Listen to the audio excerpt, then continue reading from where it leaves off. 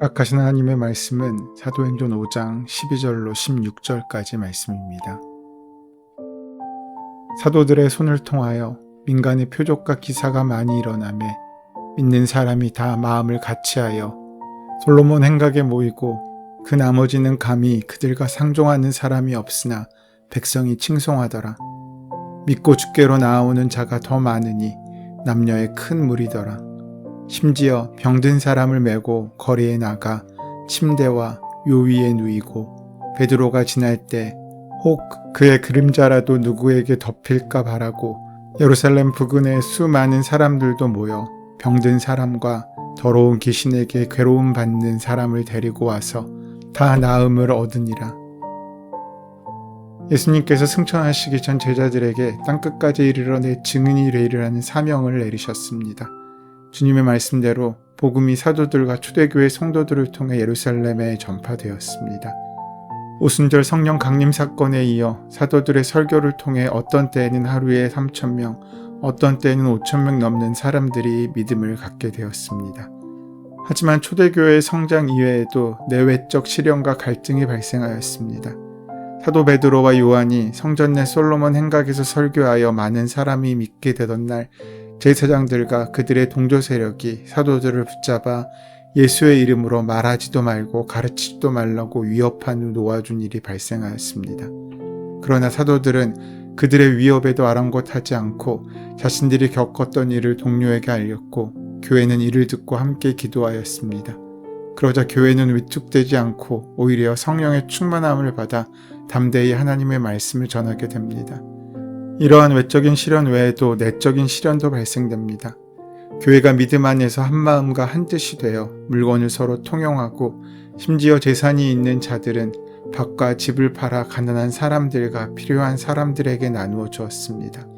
이러한 가운데 나중에 사도 바울의 동역자가 되었던 바나바는 자신의 밭을 팔아 그 판돈을 교회에 바쳤습니다.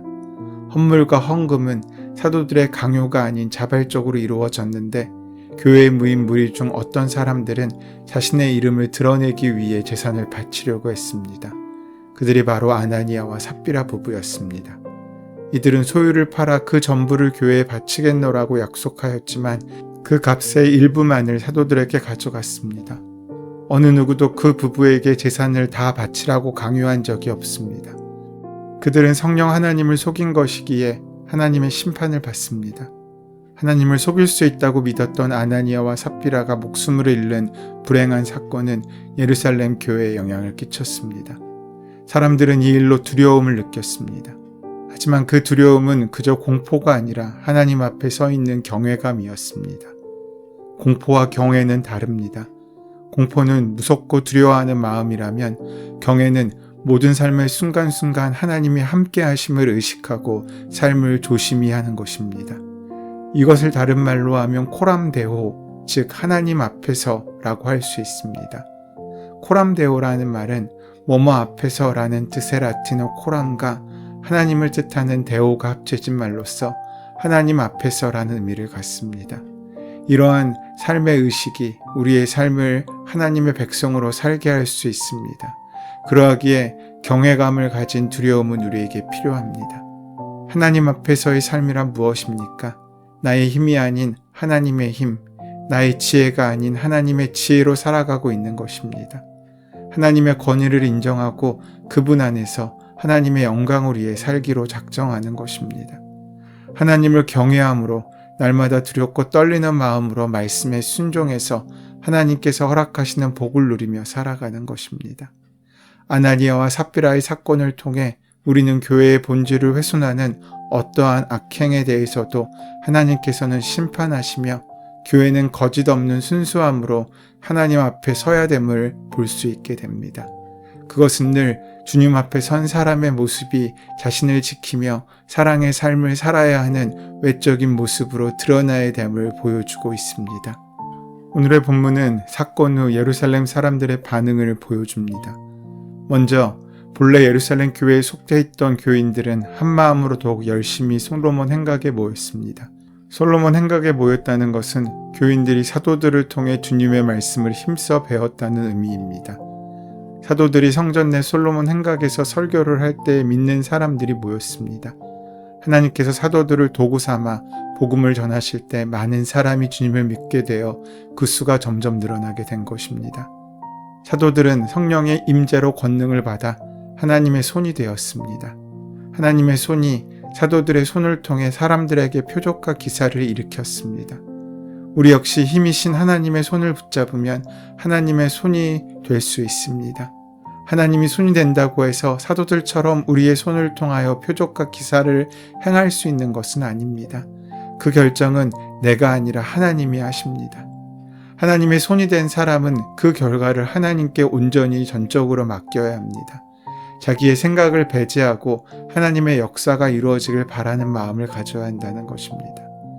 이때 모인 사람 가운데 믿는 사람도 있었지만 성전 내에는 불신자들도 있었습니다. 13절의 나머지는 불신자들을 가르칩니다. 그들은 유대 종교 지도자들이 그리스도인들에 대한 적대감을 가지고 있음을 알았기에 믿는 사람과는 상종하지 않았습니다. 권세를 두려워한 불신자들은 사도들의 손을 통해 하나님의 역사하시는 그 은혜를 보지 못한 것입니다. 그들은 교인과는 상종도 하지 않으려고 했습니다. 말하자면 교회에 완전히 등을 돌려버린 셈입니다. 그들에게는 교회 내에서 아나니아와 삽비라의 사건과 같은 불미스러운 일이 일어났다는 것이야말로 교회를 비판하고 부정할 좋은 구실로 삼았음이 분명합니다. 또 교회의 일원이거나 반대자도 아니면서 그저 구경꾼의 입장으로 교인들을 칭찬하는 사람들도 있었습니다. 마지막으로는 믿지 않던 삶을 청산하고 적극적으로 믿음의 무리에 함께 합류하는 사람들도 있었습니다. 15절 말씀입니다. 심지어 병든 사람을 메고 거리에 나가 침대와 요 위에 누이고 베드로가 지날 때 혹 그의 그림자라도 누구에게 덮일까 바라고. 예루살렘에 거주하는 사람들 이외에도 예루살렘 부근에 거주하는 사람들까지 몰려온 곳입니다. 병든 사람의 가족들은 병자를 병상에 누인 채로 사도들이 있는 곳으로 데리고 왔습니다. 그러나 그곳에는 너무나 많은 사람들이 운집해 있기에 사도들 앞으로 나아가는 것은 거의 불가능해 보였습니다. 그래서 그들은 환자의 병상을 베드로가 지나는 길목에다가 두었습니다. 혹시 지나가면서 베드로의 그림자라도 환자에게 덮인다면 환자가 나을 것이라는 믿음 때문이었습니다. 이것은 어떻게 보면 그들이 베드로라는 한 사람의 능력을 우상시했다는 의미가 아니라 베드로라는 인간을 도구 삼아 역사하시는 주님의 능력을 그만큼 순수하게 믿었다는 것을 우리에게 보여줍니다.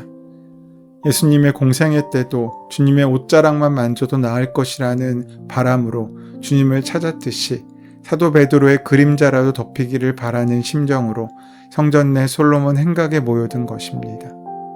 이와 같은 네 가지 반응은 어느 시대, 어느 곳이나 복음이 들어간 곳마다 공통적으로 나타나는 현상이기도 함께 우리에게는 새로울 것이 없습니다.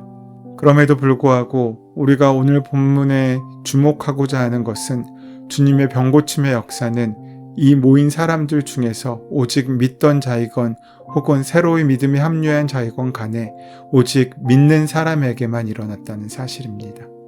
다시 말해 교인들과 상종도 하지 않을 정도로 교회에 등 돌린 사람들이거나 그저 구경꾼의 입장에 서 있는 사람에게는 그 같은 치유의 역사가 임하지 않았다는 것입니다. 주님을 3번이나 부인했던 사도 베드로가 주님으로부터 받은 사명을 재확인하고 성령의 능력으로 하나님의 손이 되자 주님께서 행하셨던 능력을 행할 수 있었습니다. 이것은 사도 베드로의 능력이 아니라 주님의 능력입니다. 사도 베드로는 주님의 온전한 도구가 된 것입니다. 그래서 그 결과를 16절은 이렇게 보여줍니다. 예루살렘 부근에 수많은 사람들도 모여 병든 사람과 더러운 귀신에게 괴로움을 받는 사람을 데리고 와서 다 나음을 얻으니라. 베드로의 그림자라도 덮이기를 바랐던 사람뿐 아니라 믿고 나아왔던 사람들은 다 나음을 얻었습니다. 그것은 그들이 베드로의 옷자락을 만지고 베드로의 손길을 만나고 베드로의 그림자에 덮였기 때문이 아니라 살아계신 예수님을 온전히 믿었기 때문이라는 것입니다. 그런데 나음을 얻었다는 동사는 테라포라는 동사의 수동태입니다. 이 단어의 원뜻은 섬기다, 봉사하다라는 의미가 담겨 있습니다. 이 단어가 수동태로 사용되었다면 그것은 그들은 주님에 의해서 주님의 섬김을 받게 되었다라는 말입니다. 여기서 우리는 중요한 깨달음을 얻을 수 있습니다.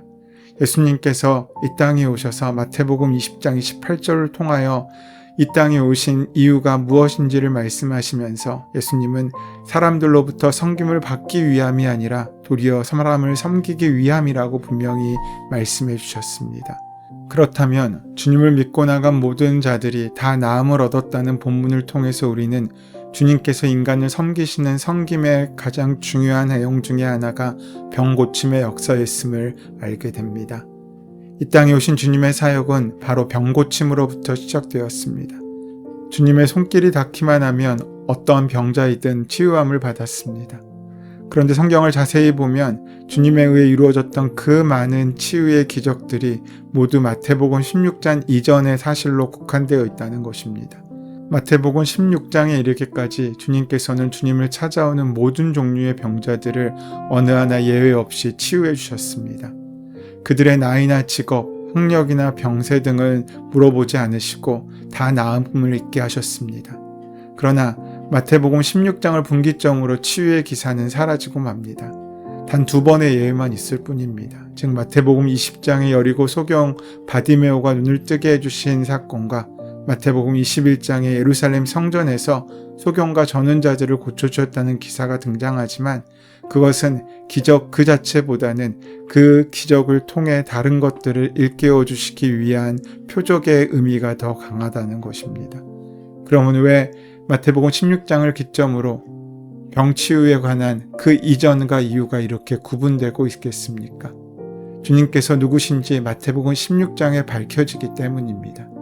내가 누구냐란 질문에 베드로는 마태복음 16장 16절에서 주는 그리스도시요 살아계신 하나님의 아들이시니이다 라고 고백합니다.